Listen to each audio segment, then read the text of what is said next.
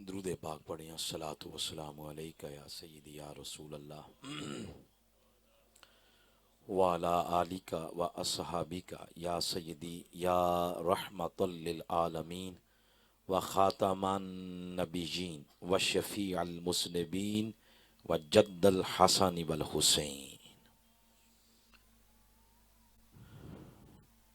میں یہ عرض کر رہا تھا کہ اللہ رب العزت نے اپنے محبوب کو کوثر عطا فرمائی، لیکن جو اناؤنسمنٹ کی اس نے اس طرح فرمایا انا اعطیناک الکوثر، کہ ہم نے اپنے محبوب کو کیا عطا فرمایا ہے؟ کوثر عطا فرمائی ہے۔ یہاں تک بات سمجھ لگ گئی ہے؟ بولیے، جامی صاحب کو سمجھ لگ گئی ہوگی۔ اب خطاب آپ دوسری تیسری مرتبہ سن رہے ہیں، یہی تو آج خود آپ نہیں کر دینا تھا آج؟ سبحان اللہ۔ تو اللہ نے اپنے محبوب کو کوثر عطا فرمائی ہے۔ یہاں دیکھیں ایک اور ٹیکنیکل بات بتا رہا ہوں۔ ہمارا جو عقیدہ ہے جس کو ہم کہتے ہیں اہل سنت، اہل سنت کا جو عقیدہ ہے، اگر اس کا آپ جز لیں یا کل لیں، اس عقیدے کو جزوی طور پر دیکھیں یا کلی طور پر دیکھیں، یہ قصے کہانیوں سے معرض وجود میں نہیں آیا۔ اس کے پیچھے یا قرآن کی آیات ہیں یا میرے آقا علیہ السلام کے فرامین ہیں۔ جن لوگوں نے اس کو ڈیلیور کیا، ڈیلیور کرنے میں ہمارے ڈیلیور کرنے میں کمی ہو سکتی ہے، مگر اس کی حقانیت میں کسی کا شک نہیں۔ اگر آج جو میں بات سمجھانے لگا ہوں، یہ آپ کو سمجھ آ گئی بات، سمجھ لیں کہ یہ پورا عقیدہ جو حضور علیہ السلام کی نسبت کے ساتھ ہے، آپ کو اسی ایک آیت سے سمجھ آ جائے گا۔ ایک ہی آیت سے اللہ رب العزت نے اپنے محبوب کو کوثر عطا فرمائی۔ اور کوثر کا معنی کیا ہے؟ کوثر کے معنی مفسرین نے، مترجمین نے کیے۔ کسی نے اس کا معنی کیا حوض کوثر، کسی نے معنی کیا نہر، کسی نے معنی کیا نبوت، کسی نے معنی کیا معجزات، اور کسی نے اس کا معنی کیا ہے کمالات۔ یہ مترجمین نے اس کا ترجمہ کیا ہے۔ یہ سارے مترجمین کے کیے ہوئے ترجمے ہیں۔ اللہ نے تو اس میں سے کوئی شے بھی ارشاد نہیں فرمائی۔ اس نے مطلق یہ لفظ بولا ہے کہ میں نے اپنے محبوب کو کوثر عطا فرمائی ہے۔ اور کوثر کا معنی ہے خیر کثیر، یہ اس کا معنی ہے۔ اس نے کسی ایک شے کا کوثر نہیں اپنے محبوب کو عطا فرمایا، یعنی یوں نہیں فرمایا انا آتیناک کوثر العلم، یوں نہیں فرمایا انا آتیناک کوثر الحسن، یوں نہیں فرمایا انا آتیناک کوثر العمل، نہیں فرمایا انا آتیناک کوثر الکمالات، انا آتیناک کوثر النبوہ، انا آتیناک کوثر الامہ، انا آتیناک کوثر المعجزات۔ اس نے یوں نہیں فرمایا، اس نے مطلق فرما دیا کہ میں نے محبوب کو کوثر عطا فرمائی ہے۔ اگر یہ فرما دیتا کہ کوثر العلم، میں نے علم کا کوثر اپنے محبوب کو عطا فرمایا ہے، تو سمجھنے میں کوئی پھر دقت نہیں تھی۔ پڑھتے اور سنتے ہی سمجھ آ جاتی بات کہ اللہ نے صرف محبوب کو علم کی کثرت عطا کی ہے، باقی کسی شے کی کثرت نہیں عطا کی۔ اگر یہ آ جاتا، جیسے آپ کو پتا ہمارے آقا بہت خوبصورت تھے، بہت خوبصورت تھے، اگر اللہ یوں ہی فرما دیتا انا آتیناک کوثر الحسن، تو سمجھ آ جاتی بات کہ اللہ نے محبوب کو صرف حسن کی کوثر عطا فرمائی ہے۔ لیکن اللہ نے یہ نہیں فرمایا، مطلق فرما دیا کہ میں نے محبوب کو کوثر عطا فرمائی۔ مطلب یہ ہے پڑھنے والوں، سننے والوں، جو کمال، جو شان، جو وقار، جو عظمت تمہارے ذہن میں آ سکتی ہے، اس کو لے آؤ۔ میرے محبوب کی نسبت سے اس کو کوثر کے ساتھ جوڑو۔ میں نے ہر شے اپنے محبوب کو کوثر کی شکل میں عطا فرما دی ہے. کسی ایک شے کا کوثر نہیں، ہر شے کا کوثر عطا فرمایا ہے. پھر اگلی بڑی ایمان افروز بات یہ سمجھنے سے تعلق رکھتی ہے، وہ یہ کہ کوثر یہ مبالغہ کا صیغہ ہے.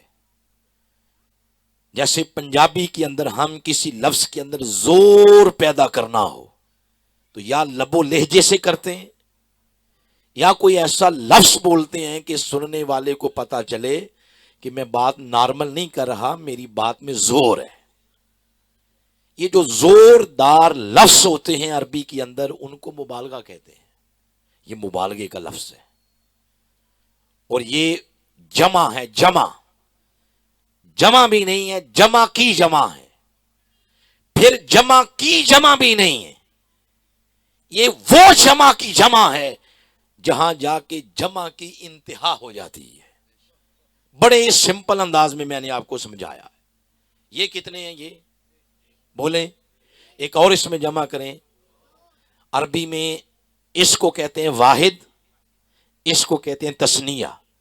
اردو کا ویسے اردو کے پاس لفظ نہیں ہے ان دو کے لیے، ہم ایک دو بولتے ہیں، مگر عربی کے پاس لفظ ہے. عربی کہتی ہے یہ تثنیہ ہے. اب اس میں آگے جمع کرتے جائیں، 3 بنائیں یا 4 بنائیں، کروڑ بنائیں یا ارب یا خرب بنائیں، وہ ساری جمع ہے. وہ کیا ہو جائے گی؟ بولیے جمع. کھربو آپ جمع کر لیں، وہ جمع ہے. وہ جو جمع ہوگی نا کھربو کی جمع، اس کو پھر ملٹیپلائی کر دیں جمع کے ساتھ، جم الجم. اب وہ جو جم الجم ہے اس کو جمع کرتے جائیں اتنی جمع کریں کہ جمع کی انتہا ہو جائے، آپ کی گنتی ختم ہو جائے، گننے کی پاور ختم ہو جائے، آپ کے گننے کی صلاحیت ختم ہو جائے. کیلکولیٹر، کمپیوٹر، آپ کے ریاضی دان، معیشت دان جواب دے جائیں. اس کو عربی زبان میں کہتے ہیں جمع منتہل جموع. ہے جمع مگر جمع کی جمع ہے، مگر جمع کی جمع بھی وہ جہاں جا کے جمع کی بھی انتہا ہو گئی ہے. یہ کوثر اس سینس میں بولا جاتا ہے جہاں گنتی ختم ہو جائے. یہ وہ جمع ہے جہاں جمع کی انتہا ہو جائے، وہ جمع ہے. اس کو کہتے ہیں جمع منتہل جموع. بولیے جمع منتہل جموع. یہ وہ لفظ ہے کوثر. آخری سٹیج ہے، آخری سٹیج میرے اور آپ کی مناسبت سے آخری سٹیج ہے، لیکن حضور کے ذکر کی مناسبت سے یہ ابتدا ہے. یہاں سے اس نے شروع کیا ہے، آگے آگے دیکھیں پھر ہوتا کیا ہے. تو کوثر انتہا ہے. جیسے ہم نیچے سے اوپر آئے نا، سیڑھیوں سے چڑھ کے آئے اور نیچے صحن میں کھڑا کوئی بندہ کوشش کرے کہ میں آخری سیڑھی پر پہلا قدم رکھوں، گر جائے گا، نقصان کر بیٹھے گا.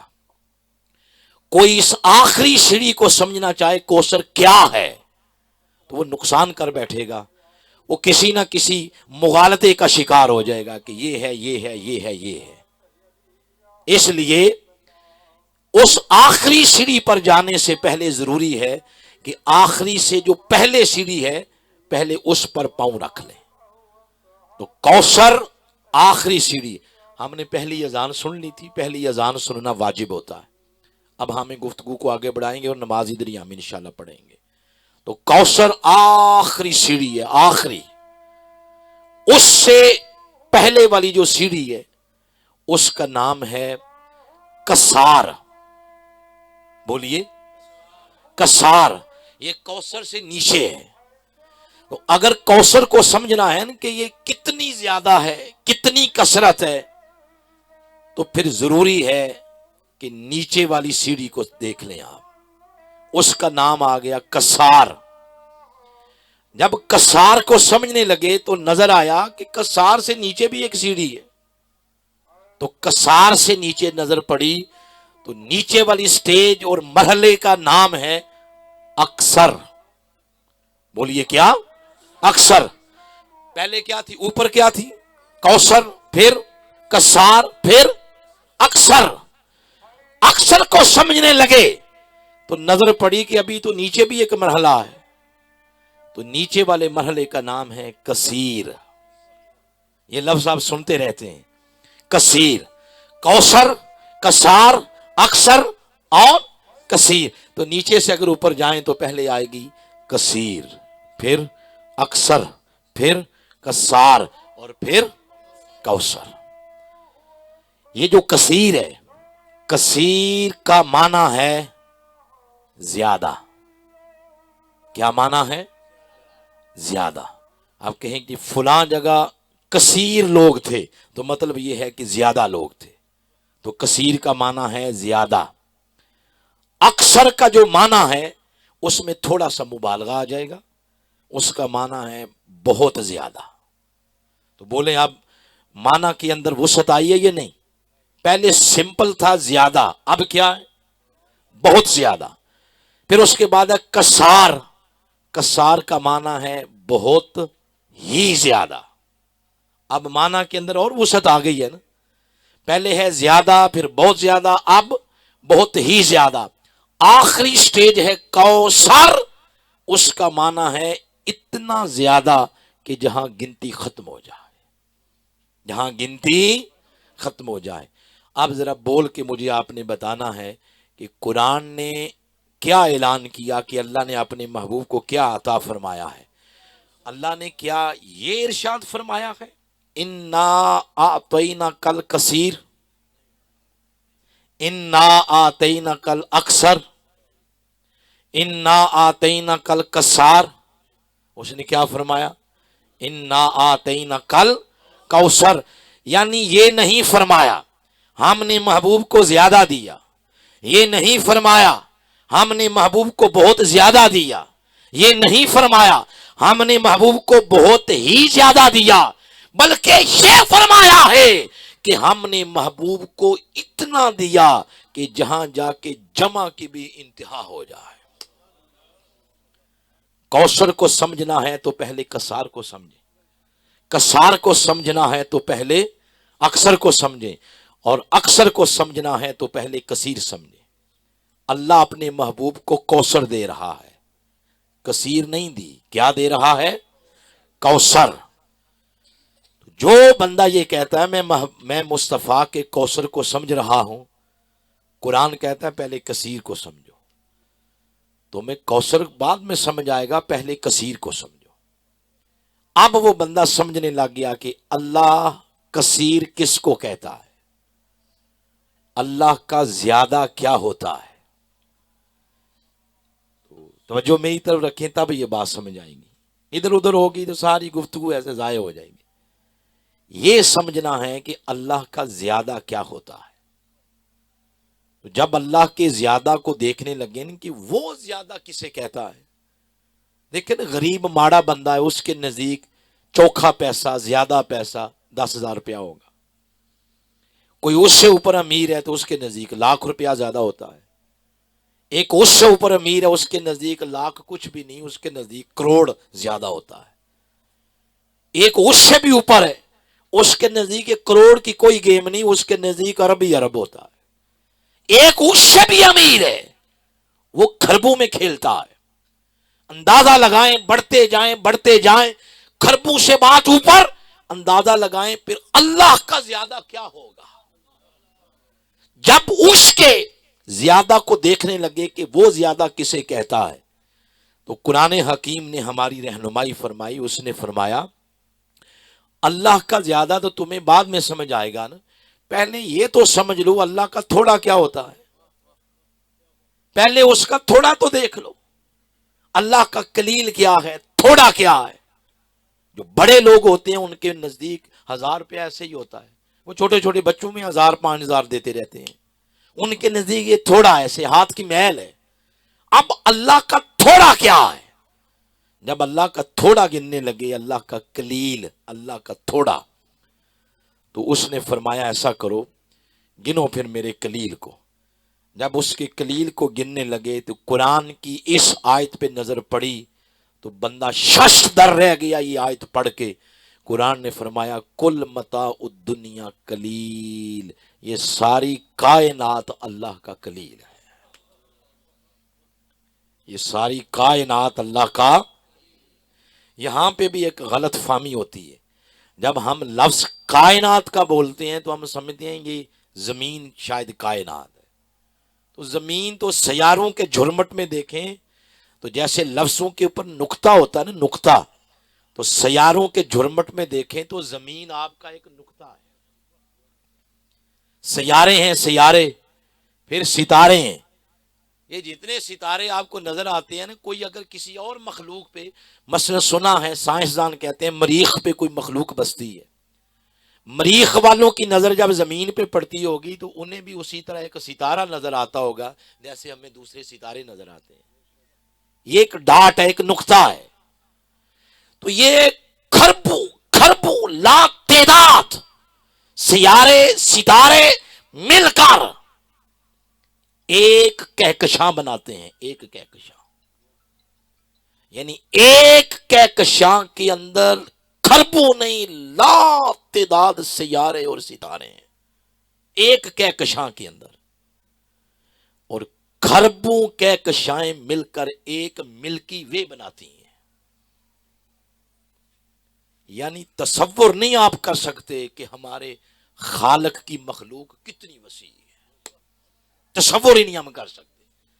یہ جب لفظ کائنات کا بولا جاتا ہے تو اس کائنات سے مراد یہ جو میں نے ابھی آپ کو تھوڑا سا تخیل کی اعلیٰ پروازی کے لیے یہ کہکشاں اور ملکی وے کے لفظ بولے ہیں نا، اس سے مراد وہ وسطوں والی کائنات ہے، اس وسطوں والی کائنات کے بارے میں قرآن نے یہ بات کر دی کہ کل متاع الدنیا قلیل، یہ ساری کائنات اللہ کا قلیل ہے، اللہ کا تھوڑا ہے۔ فرمایا اب گنو اس کو، وہ ملکی وے بھی لے آؤ، وہ کہکشائیں لے آؤ، ستارے سیارے لے آؤ، پھر جو آدم کو دیا تھا وہ بھی لے آؤ، ان کی امت کو دیا وہ بھی لے آؤ، جو نوح کو دیا وہ بھی لے آؤ، جو ان کی امت کو دیا وہ بھی لے آؤ، ابراہیم، اسماعیل، عیسیٰ، موسیٰ، زکریا، یحییٰ، الیاس، ہود، صالح، ان کی امتوں کو جو دیا وہ لے آؤ، جو ان کو دیا وہ لے آؤ، یہ جو پہاڑوں کے اوپر تمہیں نظر آ رہا ہے وہ بھی لے آؤ، اندر جو معدنیات ہیں ان کو لے آؤ، زمین اپنی خزانے اگل دے ان کو لے آؤ، اوپر کے خزانے لے آؤ، پھر جنت لے آؤ، جنت اعلیٰ، جنت فردوس، جنت نعیم لے آؤ، جبریل کے پاس، اسرافیل کے پاس، اسرائیل کے پاس، میکائیل کے پاس، فرشتوں کے پاس وہ ہے، اس کو لے آؤ، 1.25 نبیوں کی امتوں کو جو دیا وہ بھی لے آؤ، اور جو پہلوں کو دیا وہ لے آؤ، تمہیں جو دیا وہ لے آؤ، جو تمہارے بعد جو دوں گا وہ لے آؤ۔ جب یہ سب کچھ جمع ہو گیا اس نے فرمایا یہ ہے میرا قلیل، تمہیں گننے کا شوق تھا تو گنو اس کو بیٹھ کے، گننے لگے تو کیلکولیٹر جواب دے گئے، کمپیوٹر جواب دے گئے، ریاضی دان جواب دے گئے، معیشت دان جواب دے گئے، اس کے قلیل کو نہیں گن سکے۔ قرآن نے خود یہ بات کر دی وَإِن تَعُدُّوا نِعْمَتَ اللَّهِ لَا تُحْصُوهَا، ساری زندگی لگے رہو گے تم رب کے تھوڑے کو گننا نہیں سکتے۔ تو جب رب کا قلیل ہماری گنتی سے باہر ہے تو کثیر ہم کیسے گنیں گے؟ جب رب کا کثیر ہماری گنتی سے باہر تو اندازہ لگاؤ اکثر کیسے سمجھ آئے گا؟ جب رب کا اکثر ہماری سوچوں سے ماورا تو ہمیں کسار کیسے سمجھ آئے گا؟ جب رب کا کسار ہماری سوچوں سے، ہمارے تصور سے، ہمارے تخیل سے، ہمارے دھیان، ہمارے خیال، ہماری گنتی سے باہر ہے تو وہ فرماتا ہے نادانو اندازہ لگاؤ مصطفیٰ کے کوثر کا عالم کیا ہوگا۔ مت گنا کرو کہ میں نے اپنے محبوب کو کیا دیا ہے، مت یہ حماقت کیا کرو کہ میں نے محبوب کو کیا کیا دیا ہے، تمہارا خیال ہی وہاں پرواز نہیں کر سکتا کہ میں نے محبوب کو کوثر کی شکل میں کیا کیا دیا ہے۔ تم میرا قلیل نہیں گن سکتے، کوثر کا تو عالم ہی کچھ اور ہے۔ تو اس نے اپنے محبوب کو کوثر عطا فرمائی ہے، بولیے کیا؟ کوثر۔ تو جو لوگ گورنمنٹ جاب کرتے ہیں نا تو کسی کا 5واں سکیل، کسی کا 7واں ہوتا ہے، جس کا 5واں سکیل ہے اس کی سیلری بھی سکیل کے مطابق ہی ہوگی، جس کا 7واں سکیل ہے اس کی سیلری اس کے سکیل کے برابر تھوڑی سی زیادہ ہو جائے گی. جس کا 10واں سکیل ہے اس کی سیلری اس کے برابر ہوگی، سکیل کے برابر. جس کا 16واں سکیل ہے اس کی سیلری 5ویں والے کی نسبت سکیل کی مناسبت سے زیادہ ہوگی. جس کا 18واں سکیل ہے اس کی سیلری اس کے برابر ہوگی. جس کا 20واں 21واں سکیل اس کی سیلری اس کے برابر ہوگی. ہم سب قلیل ہیں، پتہ نہیں قلیل میں بھی شمار ہوتے ہیں یا نہیں ہوتے. ہمارے سکیل تو یہی ہے قلیل. ارے کوئی قلیل والا اس پر رب کی عنایات اس سکیل کے مطابق، کوئی کثیر والا اس پر رب کی نوازشات کثیر کے مطابق، کوئی اکثر والا اس پر رب کی مہربانیوں کے دروازے اس کے سکیل کے مطابق کھلے. کوئی کسار والا اس کو رب نے اس طرح نوازا، اور ایک ہی محبوب اس کا کوثر والا ہے، اس نے محبوب کو اس نسبت کے ساتھ نوازا ہے. محبوب کو جو نعمت اس نے عطا کی ہے وہ قلیل کے سکیل کے اعتبار سے نہیں دی. ہر نعمت اللہ نے محبوب کو کوثر کے سکیل کے مطابق عطا فرمائی. پھر انکریمنٹ بھی لگتے ہیں نا، انکریز ہوتی ہے نا آپ کی سیلری، اضافہ ہوتا ہے، انکریز ہوتی ہے. سال بعد ہو جائے، 31 دسمبر کو غالباً لگتے ہیں یہ سارے ٹیچرز کے، باقی یہ انکریز ہوتی ہے سال بعد ہوتی ہے. جب بجٹ آتا ہے تو زیادہ انکریز ہو جاتی ہے. یہ جو سیلری انکریز ہوتی ہے یہ بھی سکیل کے اعتبار سے ہوتی ہے. ایسا نہیں ہے کہ جو 20ویں سکیل والا ہے جتنی اس کی سیلری انکریز ہوگی اتنی 5ویں والے کی ہو، نہیں. 5ویں والے کی تھوڑی ہوگی اور 20ویں والے کی زیادہ ہوگی. اندازہ لگائیں، مصطفیٰ کی ابتدا ہی کوثر ہے جو سالانہ یا ہر لمحے اللہ پاک نے انکریز کیا ہوگا. اللہ نے انکریز ہی کوثر کے بعد کیا ہے. اس نے محبوب کی شان کو کتنا بڑھا دیا ہوگا. اس لیے فرماتا ہے وَرَفَعْنَا لَكَ ذِكْرَكَ، ہر لمحہ ہر لحظہ اپنے محبوب کے ذکر کو بڑھاتا رہتا ہوں. وَلَلْآخِرَةُ خَيْرٌ لَكَ مِنَ الْأُولَىٰ، ہر لمحے انکریز ہو رہا ہے، ہر لمحے اضافہ ہو رہا ہے، ہر لمحے محبوب کا سکیل اس میں اضافہ ہو رہا ہے. ہر اگلا لمحہ محبوب کے پچھلے لمحے سے انکریز ہو رہا ہے، بڑھ رہا ہے. تو اندازہ لگائیں 15 صدیاں گزر گئیں، اب اس میں اضافہ ہوتے ہوتے ہوتے اس نے محبوب کا سکیل کتنا بڑھا دیا ہوگا. پھر جو نعمت دی محبوب کے سکیل کے اعتبار سے دی ہے. یعنی اللہ پاک نے، بیٹا خاموش ہو کے بیٹھو، بیٹا چپ بیٹھو، خاموش بیٹھو. اللہ نے اپنے محبوب کو جو نعمت دی وہ قلیل کے اعتبار سے دی ہے، کثیر کے اعتبار سے دی ہے.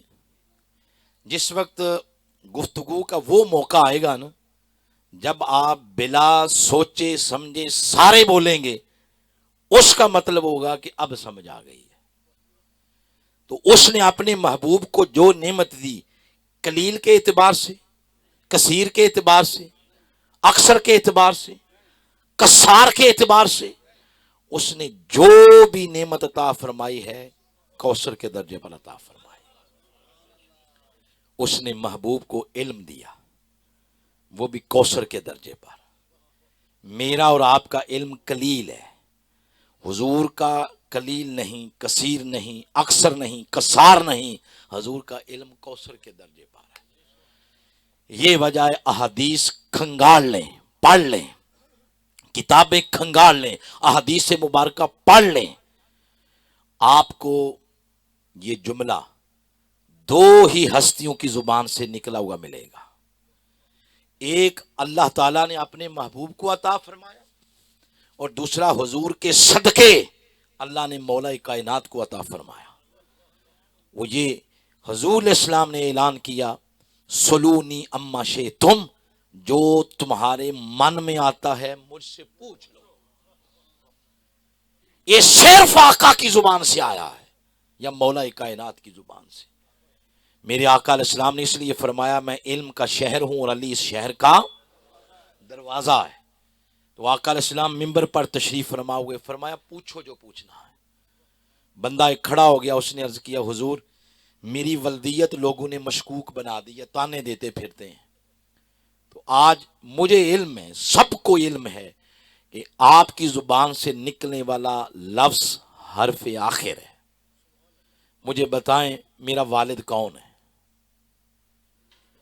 آپ سارے جانتے ہیں یہ بات، اس مرد اور عورت کے علاوہ اور اللہ کے علاوہ چوتھا کوئی بندہ نہیں جانتا۔ اور یہ اس دور کی بات ہو رہی ہے جس دور میں ڈی این اے ٹیسٹ نہیں تھے، آپ کی مائکروسکوپ، آپ کے لیبارٹریز یہ نہیں تھیں۔ یہ اس دور کی بات ہو رہی ہے کہ مجمع میں کھڑے ہو کے بندے نے یہ سوال کر دیا میرا والد کون ہے؟ لوگوں نے میری ولدیت مشکوک بنا دی ہے۔ تو آپ علیہ السلام نے فرمایا کوئی پریشان ہونے کی ضرورت نہیں، تیری ولدیت کے خانے میں جو نام لکھا جاتا ہے میں کہتا ہوں تیرا والد وہی ہے۔ اسی اثناء میں ایک اور کھڑا ہو گیا، اس نے کہا حضور میرا بھی معاملہ یہی ہے، مجھے بھی لوگ تانے دیتے ہیں، مشکوک بنا دیے لوگوں نے میری ولدیت۔ تو آپ علیہ السلام نے فرمایا تیری واقعی مشکوک ہے،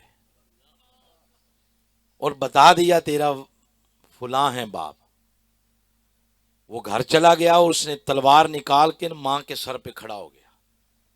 اس نے کہا جھوٹ نہیں بولنا، سچ بتانا ہے کہ میں کس کا ہوں، میرا والد کون ہے۔ اور بولنے سے پہلے یہ ذہن میں رکھنا میں آج بات اپنی ولدیت کی اس کی زبان سے سن کے آیا ہوں جس کی زبان سے نکلنے والا جملہ کبھی جھوٹ نہیں ہو سکتا۔ قربان جائیں، اس کی ماں نے وہی نام لیا جو حضور نے مجلس میں بتایا، آگے پھر ریزن بھی بتائی، کیا ہم اس کی طرف نہیں جاتے، ہم بس ادھر ہی رہتے ہیں۔ پھر اس کے بعد اور بندے کھڑے ہوئے پوچھنے لگے، کو پوچھتے گئے، حضور بتاتے گئے نماز ظہر ہوگی، پڑھی آقا نے نماز، پھر بیٹھ گئے۔ پھر آپ نے فرمایا پوچھو جو پوچھنا ہے، عصر پڑھی حضور، پھر منبر پر تشریف فرماؤ۔ پھر لوگ پوچھتے گئے حتیٰ کہ مغرب کا وقت ہوا، تو پھر سیدنا فاروق اعظم رضی اللہ تعالیٰ عنہ مجمع میں کھڑے ہوئے، انہوں نے ہاتھ جوڑ کے عرض کیا کہ حضور آپ معاف فرما دیں، کئی باتیں ایسی تھیں جو نامناسب تھیں، نہیں پوچھنے والی تھیں، لیکن لوگوں نے پوچھ لی، آپ ہمیں معاف فرما دیں۔ تب حضور علیہ السلام نیچے منبر سے تشریف لائے، مگر صحابہ کرام فرماتے ہیں ازل سے اب تک جو ہوا، جو ہو رہا ہے، جو ہونا ہے، سب بتا دیا آقا نے، حتیٰ کہ اس آخری بندے کے بارے میں بھی بتا دیا جو جہنم سے نکل کے جنت میں جائے گا۔ مگر صحابہ فرماتے ہیں اپنی ذہنی کیپیسٹی تھی، جتنا یاد رکھ سکتے تھے رکھا، بقیہ ہم بھول گئے، مگر حضور نے سب کچھ بتا دیا۔ کیوں نہ بتاتے؟ اللہ نے محبوب کو علم اگر دیا ہے تو قلیل، کثیر، اکثر، کثار، علم کس درجے پر عطا کیا ہے؟ کوثر کے درجے پر عطا کیا ہے۔ پھر اللہ تعالیٰ نے اپنے محبوب کو سماعت دی، سماعت کہتے ہیں سننے کی صلاحیت، سماعت دی تو وہ بھی قلیل نہیں دی، کثیر نہیں دی، کثار نہیں دی، اکثر نہیں دی۔ اللہ نے اپنے محبوب کو سماعت بھی عطا کی تو وہ بھی کس درجے پر عطا کی ہے؟ کوثر کے۔ محبوب کو اللہ پاک نے دیکھنے کی صلاحیت دی، دیکھنے کی پاور دی تو وہ بھی اللہ پاک نے کس درجے پر دی ہے؟ کوثر کے درجے پر دی ہے۔ مثلا ہمیں نہیں علم اس کمرے کے اندر کیا ہے، اندر والوں کو نہیں پتا کہ باہر کیا ہے، حتیٰ کہ یہ تو چلیں دیوار ہے، یہ کپڑا لگا ہوا ہے، ہماری نظر اس کپڑے سے آگے پیچھے نہیں جا سکتی، مگر حضور علیہ الصلوۃ والسلام کی نظر اور سماعت وہ ہے جو 14 صدیاں آگے بھی دیکھ رہی ہے اور 14 صدیاں پیچھے بھی دیکھ رہی ہے۔ یہ صرف خطیبانہ جملہ نہیں ہے، اس پر میں آپ کو آقا علیہ السلام کی حدیث سناتا ہوں، یہ مسلم کی روایت ہے۔ اور شب معراج جب آقا علیہ الصلوۃ والسلام تشریف لے گئے تو مسلم شریف کے اندر معراج النبی کا سارا چیپٹر کھولیں، آپ کو جگہ جگہ یہ احادیث ملیں گی کہ آقا علیہ السلام نے فرمایا مررت بقبر موسیٰ، میں موسیٰ کی قبر کے قریب سے گزرا۔ تو سننے والوں نے شاید یہ سمجھا کہ صرف گزرے ہی ہیں، مگر آپ علیہ السلام نے فرمایا رأیت موسیٰ، میں نے موسیٰ کو دیکھ لیا۔ صحابہ اکرام نے عرض کیا حضور وہ تو قبر کے اندر ہے، دنیا سے گئے ہوئے اتنا عرصہ ہو گیا ہے، وہ تو قبر کے اندر ہیں۔ تو آقا علیہ السلام نے فرمایا فی قبر ہی، ہاں قبر کے اندر ہی دیکھا ہے. یہ حضور علیہ السلام کی بصارت ہے. یہ بھی بتا دیا پوزیشن کیا تھی. فرمایا وَهُوَ قائم، وہ قبر میں کھڑے تھے. یہ ہے سب حضور کی بصارت. حتیٰ کہ یہ بھی بتا دیا کر کیا رہے تھے. وہ جو کر رہے تھے یہاں سے حضور کی سماعت شروع ہو گئی. فرمایا یصلی، قبر میں کھڑے ہو کے صلاۃ پڑھ رہے تھے. بولیے کیا پڑھ رہے تھے؟ صلاۃ کا معنی نماز بھی ہے، صلاۃ کا معنی درود بھی ہے. جو مرضی لے لیں، درود پڑھ رہے ہیں یا نماز پڑھ رہے ہیں، جو مرضی معنی لے لیں. لیکن اگر میلاد کے پروگرام میں دل خوش کرنا چاہتے ہیں تو پھر صلاۃ کا معنی نماز نہیں، پھر صلاۃ کا معنی درود لیں. کہ جب موسیٰ کی قبر کے قریب سے آقا گزرے، موسیٰ قبر میں کھڑے ہو کے مصطفیٰ کی ذات پہ درود و سلام پڑھنا شروع کر دیا ہے. تو آقا علیہ السلام کی وہ سماعت ہے، یہ بصارت ہے. یہ وجہ ہے کہ اعلیٰ حضرت الشاہ احمد رضا خان علیہ رحمہ نے فرمایا کہ دور و نزدیک سے سننے والے وہ کان، آگے آپ پڑھیں، مصطفیٰ کی اعلیٰ سماعت پہ لاکھوں سلام. تو بتائیں سماعت کیسی دی؟ قلیل؟ ابھی صرف ایک بندہ بولا ہے. جب آپ پہلی دفعہ جب ہوتا ہے نا تبھی بات ہوتی ہے. اس کے بعد تو سب کو پتا چل جاتا ہے کہ سارے بول رہے ہیں تو میں نے بھی یہ بولنا ہے. تو سماعت دی قلیل نہیں، کثیر نہیں، اکثر نہیں، کثار نہیں. اللہ نے سماعت بھی کس درجے پر دی ہے؟ حتیٰ کہ اللہ نے محبوب کو نبوت دی، وہ بھی کوثر کے درجے پر عطا کی ہے. نبی آقا تب بھی تھے جب آدم نہیں آئے، وہ آ کے چلے گئے آقا تب بھی نبی. آقا تب بھی نبی تھے جب نوح نہیں آئے، وہ آ کے چلے گئے آقا تب بھی نبی. 1.25 لاکھ نبی آئے نہیں تھے، آقا تب بھی نبی تھے. وہ سارے آ کے چلے گئے آقا تب بھی نبی ہیں. قیامت تک اور کوئی نبی نہیں آئے گا، صرف میرے آقا کی نبوت کا سکہ جو کا تو قائم رہے گا. حتیٰ کہ جو قیامت کا دن ہے، جس کو ایک جگہ 1000 سال اور ایک جگہ فرمایا 50,000 سال کا ہوگا، رب کی عزت کی قسم ہے کہ وہ 50,000 سال کا دن بھی کسی اور کی نبوت کے اندر نہیں ہوگا، وہ بھی حضور کی نبوت کے اندر ہوگا. کیوں؟ نبوت دی تو قلیل نہیں، کثیر نہیں، اکثر نہیں، کثار نہیں، اکثر نہیں. اللہ نے محبوب کو نبوت بھی دی تو کس درجے پر؟ کوثر کے درجے پر دی. اللہ نے محبوب کو حسن دیا، حسن تو وہ بھی قلیل نہیں دیا، کثیر نہیں دیا، اکثر نہیں دیا، کثار نہیں دیا. حسن دیا تو وہ بھی اللہ نے کوثر کے درجے پر دیا ہے. جو یوسف علیہ السلام کو دیکھتی ہیں یا دیکھتے ہیں وہ اپنے ہاتھ کٹاتے ہیں، اور جو اللہ کے محبوب محمد کو دیکھتے ہیں وہ اپنی گردنوں کو کٹوا دیتے ہیں. کبھی آپ سوچیں نا، آپ کے سوچنے کا اینگل کوئی اور ہوگا، مورخ کے سوچنے کا انداز کوئی اور ہے، فلسفی کے سوچنے کا انداز کوئی اور ہے، اور جو محب ہیں، عاشق ہیں، بلکہ اس سے بھی بڑھ گئے جو مجنو ہیں آقا کے حسن کے، ان کے دیکھنے کا انداز کوئی اور ہے. وہ جب دیکھتے ہیں کہ ادھر 313 اور ادھر 1000، وہ کسی اور زاویے سے دیکھتے ہیں. یہ 313 اور لڑنے والوں کو بھی پتا کہ ہماری تعداد تھوڑی ہے، تو کسی کا دماغ پاگل نہیں ہوا کہ اپنے سے 3 گنا زیادہ طاقت کے ساتھ ٹکر لیں، مگر وہ لے رہے ہیں.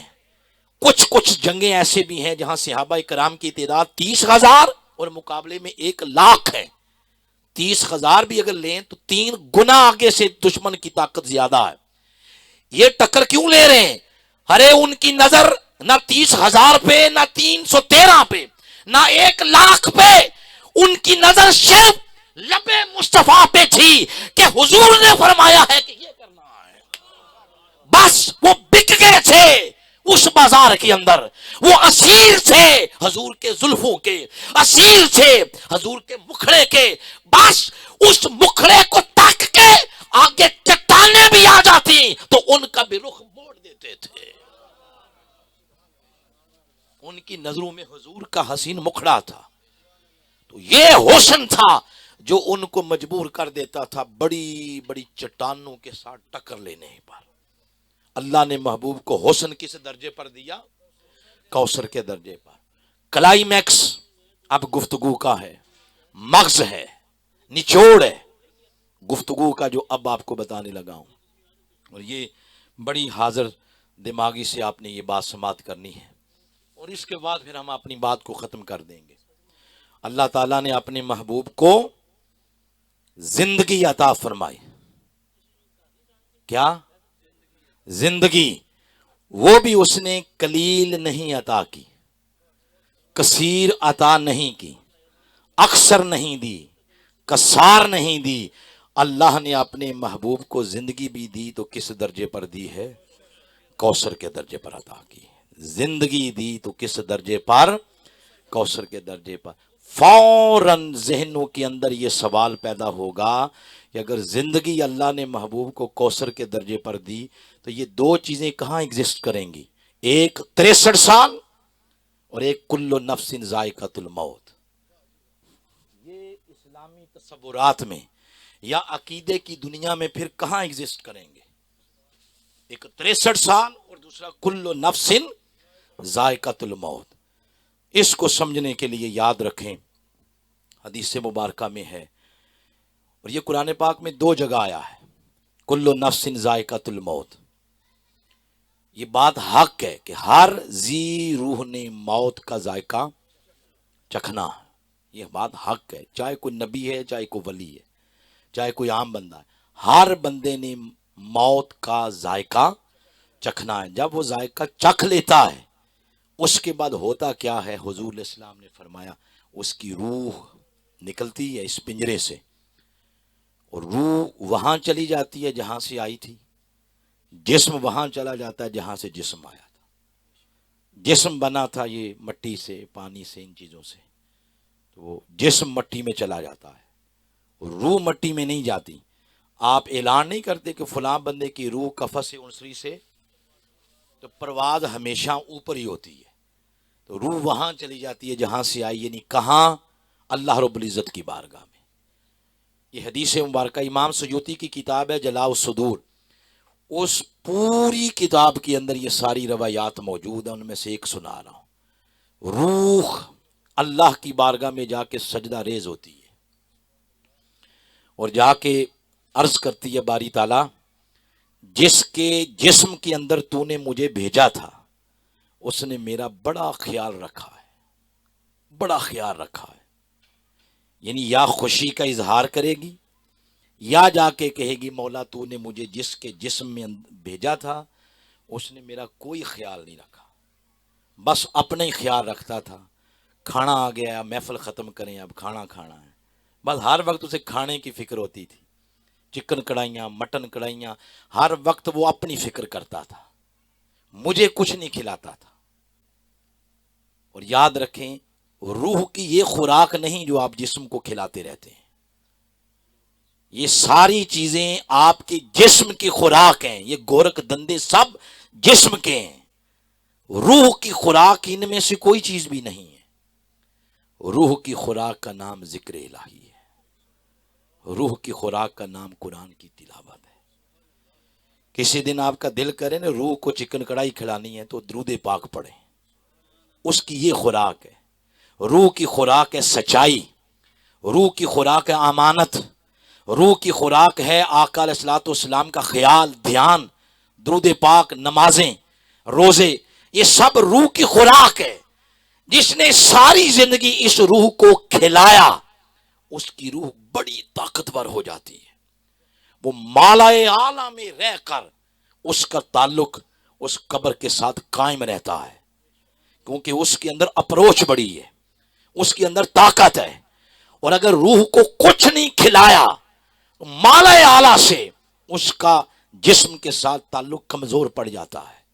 یہ وجہ ہے جس کی روح کمزور ہوتی ہے اس کے جسم کو قبر کے اندر کیڑے مکوڑے کھا جاتے ہیں، اور جس کی روح مضبوط ہے میلوں میل دور رہ کے بھی اس روح کا تعلق جسم کے ساتھ اتنا مضبوط ہوتا ہے کہ 10 صدیاں بھی گزر جائیں قبر کے اندر محمد کے غلاموں کا کفن میلا بھی نہیں ہوتا۔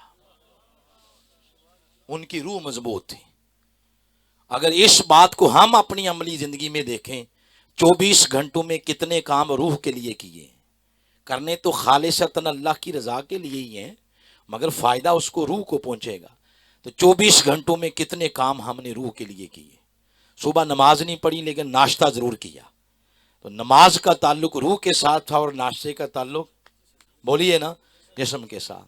پھر ورزش کی ہے، نماز نہیں پڑھی. نماز بھی حالانکہ ورزش بن جانی تھی آپ کی. نماز نے روح کو پالنا تھا، جسم کو ورزش وہ اس کو صحیح کر رہی ہے. پورا دن آپ ملازمت جاب میں رہیں تو جاب میں وہ رہے تو وہ آپ کی ضرورت ہے. زور کی نماز وہی نہیں پڑھی، اس آفس میں بیٹھ کے سچ نہیں بولا، رشوت لی ہے، قلم نے لکھتے ہوئے ڈنڈی ماری ہے، یہ سب کچھ اس جسم کو پالنے کے لیے ہو رہا ہے. تو ظہر تک پچھلے ٹائم تک کون سا کام روح کے لیے کیا ہے؟ 5 نمازیں کوئی نہیں پڑھی، قرآن کی تلاوت نہیں، درود پاک نہیں، سچ نہیں، حلال نہیں ہے. ایک کام بھی 24 گھنٹوں میں روح کے لیے نہیں ہے. تو جب 1 دن 2 دن 4 دن 5 دن 10 سال 20 سال اگر اسی ڈگر پر گزریں تو روح تو پھر رفتہ رفتہ مردہ ہو جاتی ہے.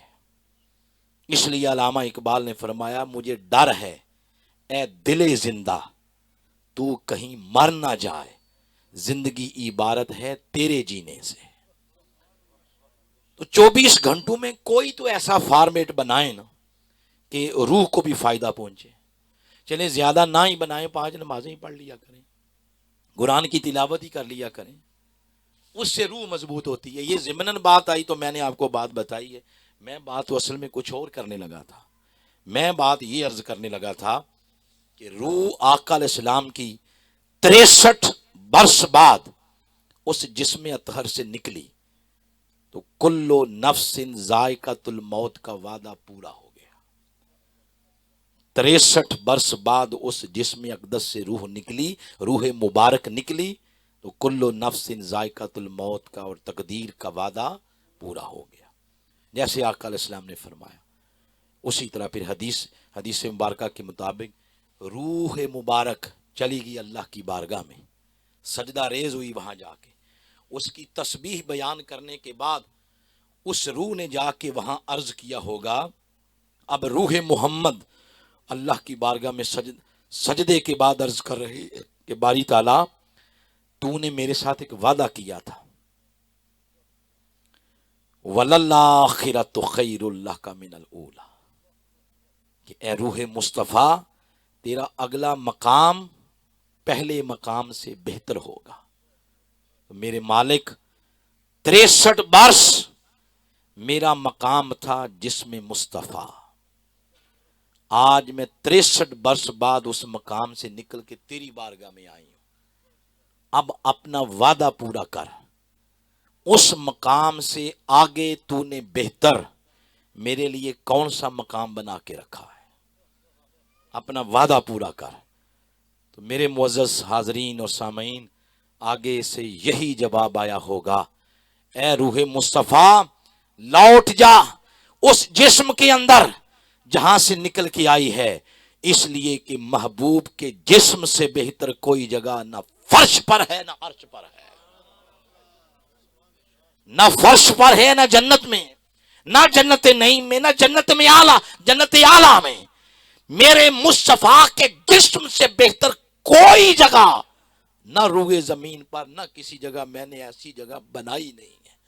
لوٹ جا اسی جسم سے جہاں سے نکل کے آئی ہے. تو روح نکلی اس لیے تھی کلو نفس ذائقۃ الموت کا وعدہ پورا ہو جائے، اور واپس اس لیے آئی تاکہ یہ بات مہر لگ جائے کہ ہر شے میں نے محبوب کو کوثر کے درجے پر دی ہے. محبوب کو اگر زندگی بھی دی ہے تو کس درجے پر؟ قلیل نہیں دی، کثیر نہیں دی، اکثر نہیں دی، کثار نہیں دی. محبوب کو زندگی بھی دی تو کس درجے پر؟ عاشقوں نے اسی لیے اس کا ترجمہ ایسے کیا ہے، تو زندہ ہے واللہ، تو زندہ ہے واللہ میری چشم عالم سے چھپ جانے والے. یہ اللہ پاک نے اپنے محبوب کو پھر آپ کے ذہن میں جو بھی شے آتی ہے، میں تو وقت اب کیونکہ ختم ہو گیا، نماز ظہر بھی ہم نے پڑھنی ہے، میں تو وقت کو دیکھتے ہوئے سٹاپ کر رہا ہوں گفتگو کو. آپ کے ذہن میں جو بھی آتا ہے، معجزات کے بارے میں آ جائے تو وہ بھی اللہ نے کوثر کے، امت دیکھ لیں وہ بھی کوثر کے درجے پر